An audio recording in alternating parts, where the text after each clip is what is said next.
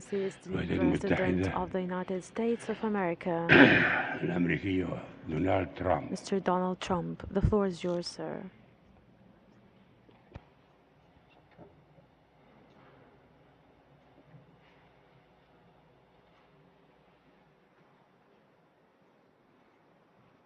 Thank you. I would like to thank King Salman for his extraordinary words and the magnificent kingdom of Saudi Arabia for hosting today's summit. I am honored to be received by such gracious hosts. I have always heard about the splendor of your country and the kindness of your citizens, but words do not do justice to the grandeur of this remarkable place and the incredible hospitality you have shown us from the moment we arrived. You also hosted me in the treasured home of King Abdul Aziz, the founder of the kingdom who united your great people. Working alongside of another beloved leader, American President Franklin Roosevelt, King Abdul Aziz began the enduring partnership between our two countries. King Salman, your father would be very, very proud to see that you are continuing his legacy. And just as he opened the first chapter of our partnership, today we begin a new chapter that will bring lasting benefits to all of our citizens. Let me now also extend my deep and heartfelt gratitude to each and every one of the distinguished heads of state who made this journey here today. You greatly honor us with your presence, and I send the warmest regards from my country to yours. Thank you. I know that our time together will bring many blessings to both your people and to mine. I stand before you as a representative of the American people to deliver a message of friendship and hope and love. That is why I chose to make my first foreign visit a trip to the heart of the Muslim world, to the nation that serves as custodian of the two holiest sites in the Islamic faith. In my inaugural address to the American people, I pledge to strengthen America's oldest friendships and to build new partnerships in pursuit of peace. I also promise that America will not seek to impose our way of life on others, but to outstretch our hands in the spirit of cooperation and trust. Our vision is one of peace, security, and prosperity in this region and all throughout the world. Our goal is a coalition of nations who share the aim of stamping out extremism and providing our children a hopeful future that does honor to God. And so this historic and unprecedented gathering of leaders, unique in the history of nations, is a symbol to the world of our shared resolve in our military that will protect the safety of our people and enhance the security of our wonderful friends and allies, many of whom are here today. Bonds of friendship, security, culture, and commerce. For Americans, this is a very exciting time. A new spirit of optimism is sweeping our country. In just a few months, we have created almost 1 million new jobs, added over $3 trillion in new value, lifted the burdens on American industry, and made record investments in our military that will protect the safety of our people and enhance the security of our wonderful friends and allies, many of whom are here today. Now, there is even more blessed news that I am pleased to share with you. My meetings with King Salman, the Crown Prince, and the Deputy Crown Prince have been filled with great warmth, goodwill, and tremendous cooperation. Yesterday, we signed historic agreements with the Kingdom that will invest almost $400 billion in our two countries and create many hundreds of thousands of jobs in America and Saudi Arabia. This landmark agreement includes the announcement of a $110 billion Saudi-funded defense purchase, and we will be sure to help our Saudi friends to get a good deal from our great American defense companies, the greatest anywhere in the world.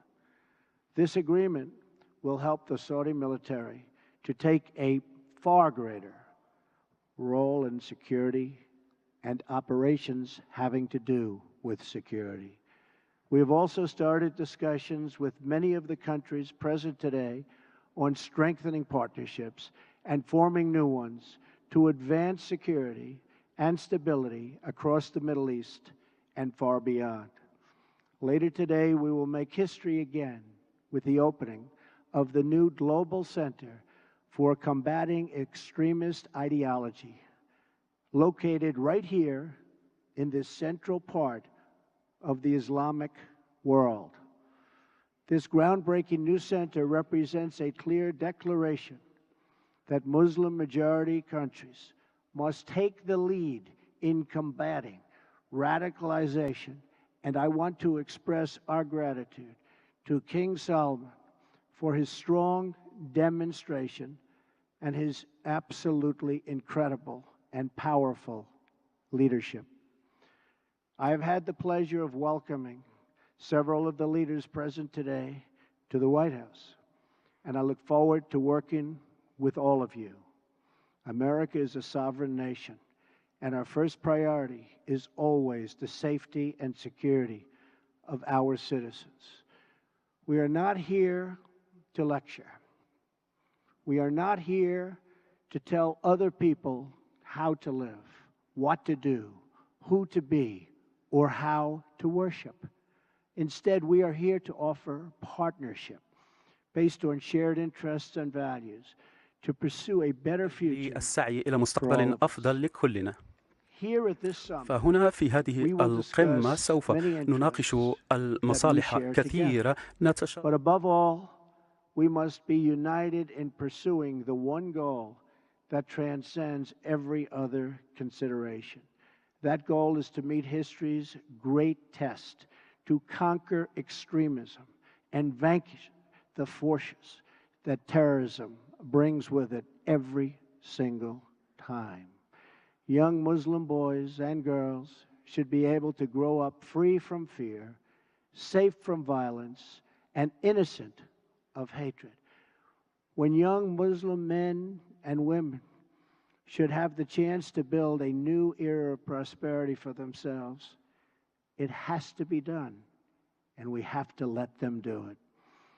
With God's help, this summit will mark the beginning of the end for those who practice terror and spread its vile creed. At the same time, we pray this special gathering may someday be remembered as the beginning of peace in the Middle East, and maybe even all over the world. But this future can only be achieved through defeating terrorism and the ideology that drives it. Few nations have been spared the violent reach of terrorism. America has suffered repeated barbaric attacks, from the atrocities of September 11th to the devastation of the Boston bombings, to the horrible killings in San Bernardino and Orlando. The nations of Europe have also endured unspeakable horror. So too have the nations of Africa and South America. India, Russia, China, and Australia have all been victims. But in sheer numbers, the deadliest toll has been exacted on the innocent people of Arab, Muslim, and Middle Eastern nations. They have borne the brunt of the killings and the worst of the destruction in this wave of fanatical violence. Some estimates hold that more than 95% of the victims of terrorism are themselves Muslim. We now face a humanitarian and security disaster in this region that is spreading across the planet. It is a tragedy of epic proportions. No description of the suffering and depravity can begin to capture its full measure. The true control of ISIS, if you look at what's happening, Al-Qaeda, Hezbollah, Hamas, and so many others, must be counted not only in the number of dead, it also must be counted in generations of vanished dreams. The Middle East is rich with natural beauty, vibrant cultures, and massive amounts of historic treasures. It should increasingly become one of the great global centers of commerce and opportunity. This region should not be a place from which refugees flee, but to which newcomers flock. Saudi Arabia is home to the holiest sites in one of the world's great faiths. Each year, millions of Muslims come from around the world to Saudi Arabia to take part in the Hajj. In addition to ancient wonders, this country is also home to modern ones, including soaring achievements in architecture. Egypt was a thriving center of learning and achievement thousands of years before other parts of the world. The wonders of Giza, Luxor, and Alexandria are proud monuments to that ancient heritage. All over the world, people dream of walking through the ruins of Petra in Jordan. Iraq was the cradle of civilization and is a land of natural beauty. And the United Arab Emirates has reached incredible heights with glass and steel and turned earth and water into spectacular works of art. The entire region is at the center of the key shipping lanes of the Suez Canal, the Red Sea, and the Straits of Hormuz. The potential of this region has never, ever been greater. 65% of its population is under the age of 30. Like all young men and women, they seek great futures to build, great national projects to join, and a place for their families to call home. But this untapped potential, this tremendous cause of optimism, is held at bay by bloodshed and terror. There can be no coexistence with this violence. There can be no tolerating it, no accepting it, no excusing it, and no ignoring it. Every time a terrorist murders an innocent person and falsely invokes the name of God, it should be an insult to every person of faith. Terrorists do not worship God, they worship death. If we do not act against this organized terror, then we know what will happen and what will be the end result. Terrorism's devastation of life will continue to spread. Peaceful societies will become engulfed by violence, and the futures of many generations will be sadly squandered. If we do not stand in uniform condemnation of this killing, then not only will we be judged by our people, not only will we be judged by history, but we will be judged by God. This is not a battle between different faiths, different sects, or different civilizations. This is a battle between barbaric criminals who seek to obliterate human life and decent people, all in the name of religion. People that want to protect life and want to protect their religion. This is a battle between good and evil. When we see the scenes of destruction in the wake of terror, we see no signs that those murdered were Jewish or Christian, Shia or Sunni. When we look upon the strains of innocent blood soaked into the ancient ground, we cannot see the faith or sect or tribe of the victims. We see only that they were children of God whose deaths are an insult to all that is holy. But we can only overcome this evil if the forces of good are united and strong, and if everyone in this room does their fair share and fulfills their part of the burden. Terrorism has spread all across the world, but the path to peace begins right here on this ancient soil in this sacred land. America is prepared to stand with you in pursuit of shared interests and common security. But the nations of the Middle East cannot wait for American power to crush this enemy for them. The nations of the Middle East will have to decide what kind of future they want for themselves, for their country, and frankly, for their families and for their children. It's a choice between two futures, and it is a choice America cannot make for you. A better future is only possible if your nations drive out the terrorists and drive out the extremists. Drive them out. Drive them out of your places of worship. Drive them out of your communities. Drive them out of your holy land. And drive them out of this earth. For our part, America is committed to adjusting our strategies to meet evolving threats and new facts. We will discard those strategies that have not worked and will apply new approaches informed by experience, talent, and judgment. We are adopting a principled realism rooted in common values, shared interests, and common sense.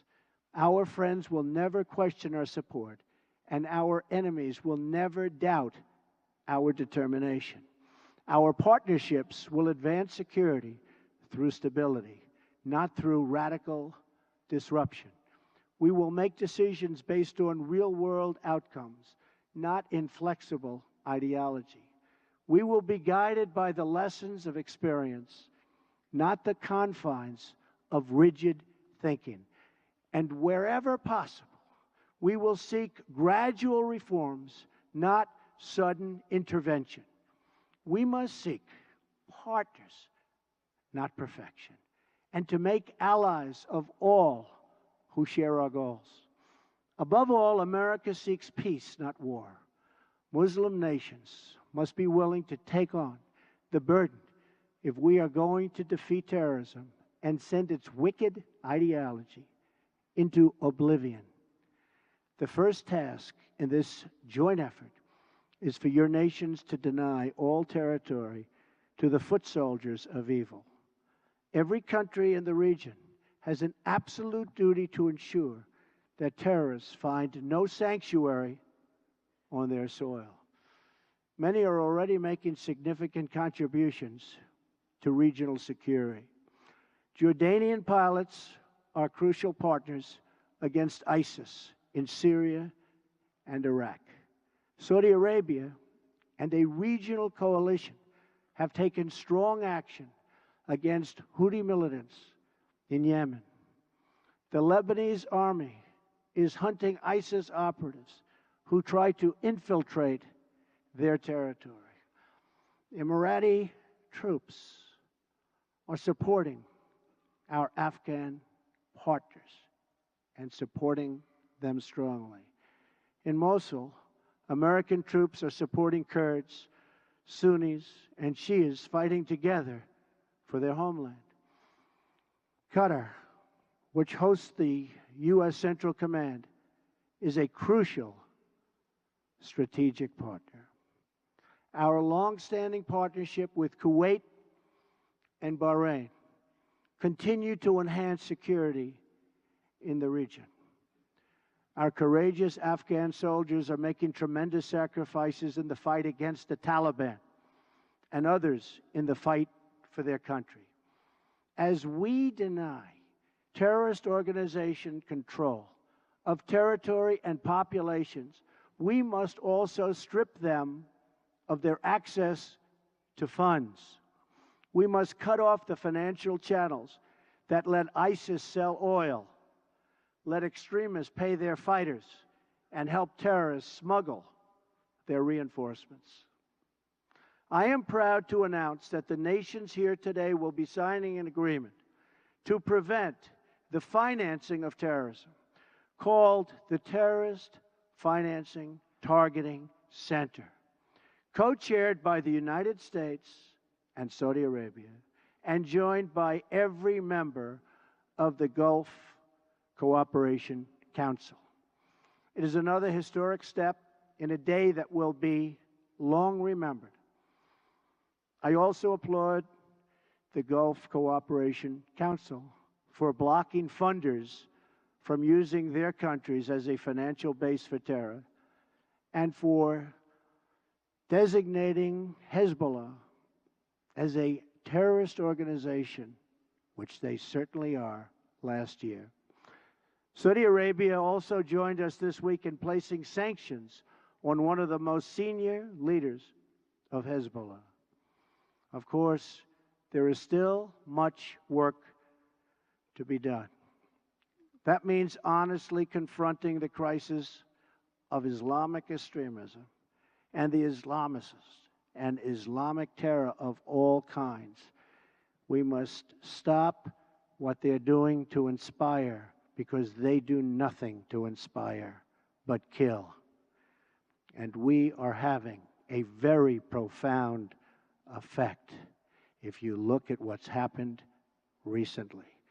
And it means standing together against the murder of innocent Muslims, the oppression of women, the persecution of Jews, and the slaughter of Christians.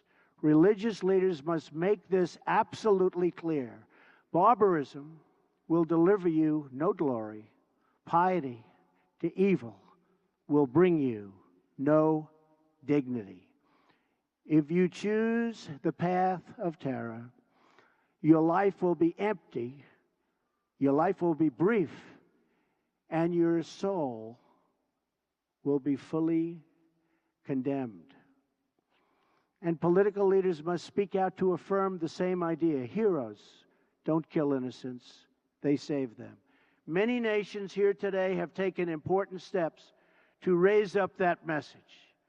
Saudi Arabia's vision for 2030 is an important and encouraging statement of tolerance, respect, empowering women, and economic development. The United Arab Emirates has also engaged in the battle for the hearts and souls, and with the United States launched a center to counter the online spread of hate. Bahrain, too, is working to undermine recruitment and radicalism.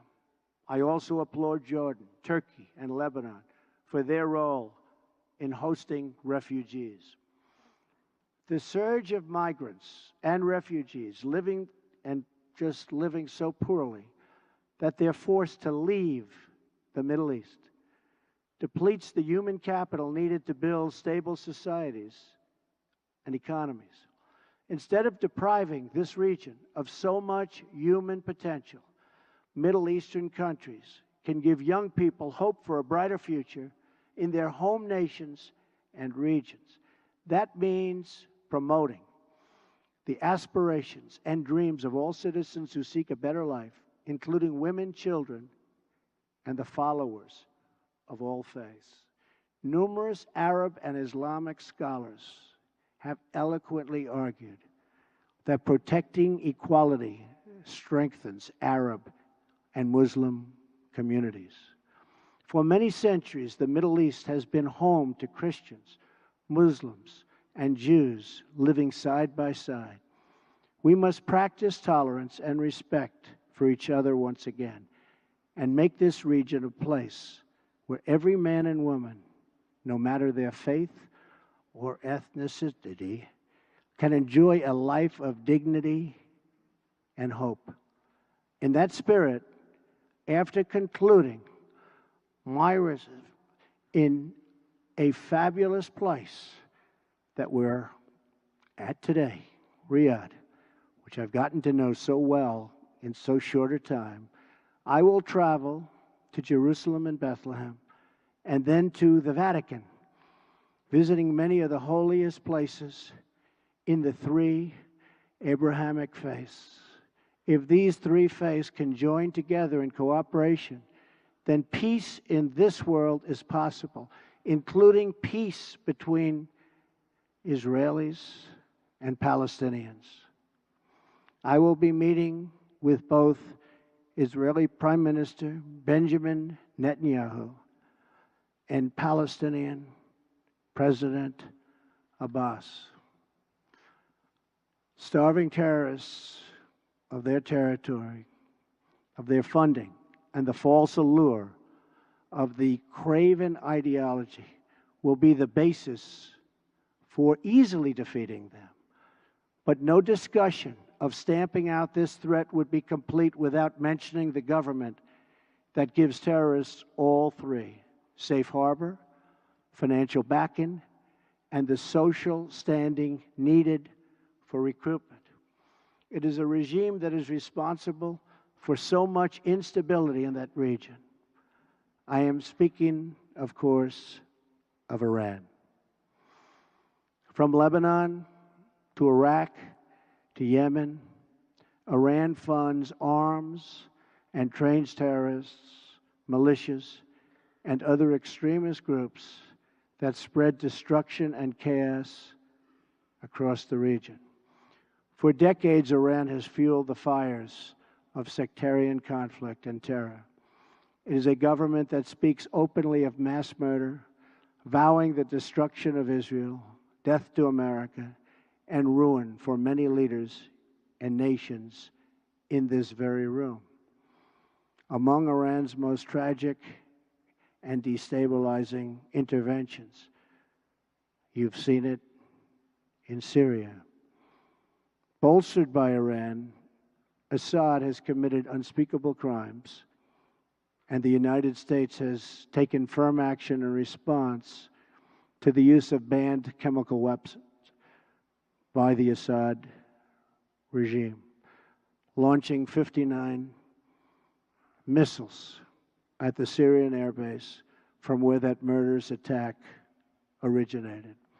Responsible nations must work together to end the humanitarian crisis in Syria, eradicate ISIS, and restore stability to the region, and as quickly as possible.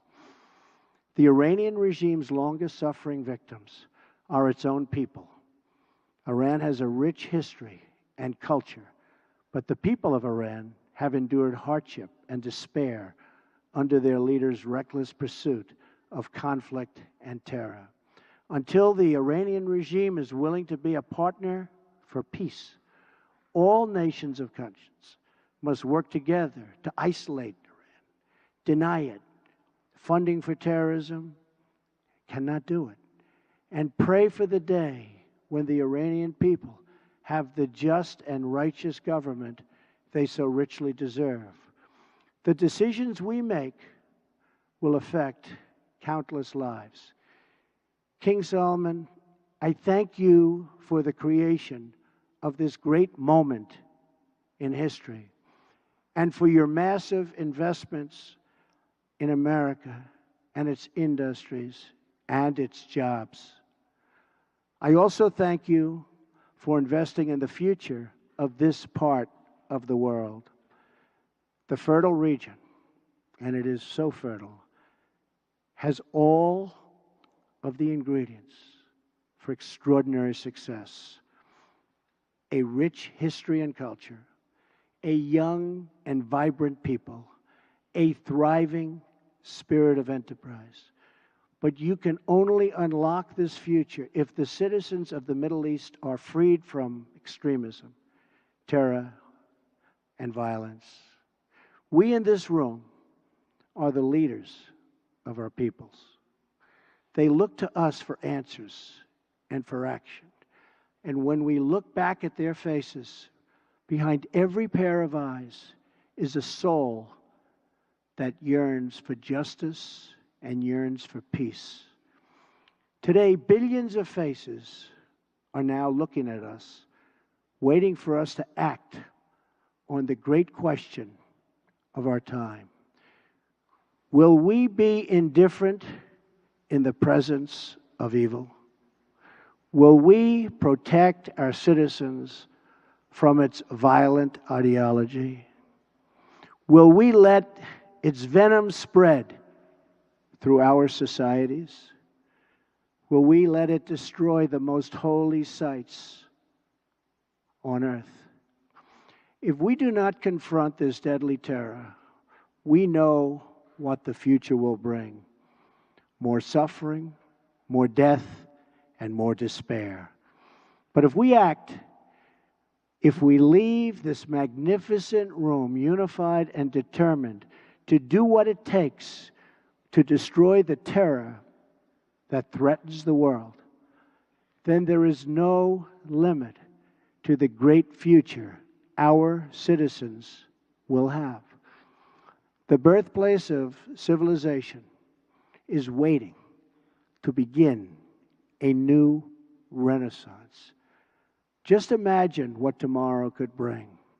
Glorious wonders of science, art, medicine, and commerce to inspire mankind. Great cities built on the ruins of shattered towns. New jobs and industries that will lift up millions and millions of people. Parents who no longer worry for their children, their families, and who no longer mourn for their loved ones. And the faithful who finally worship without fear. These are the blessings of prosperity and peace. These are the desires that burn with a righteous flame in every single human heart. And these are the just demands of our beloved people. I ask you to join me, to join together, to work together, and to fight together, because united, we will not fail. We cannot fail. Nobody, absolutely nobody, can beat us. Thank you. God bless you. God bless your countries. And God bless the United States of America. Thank you very much. Thank you.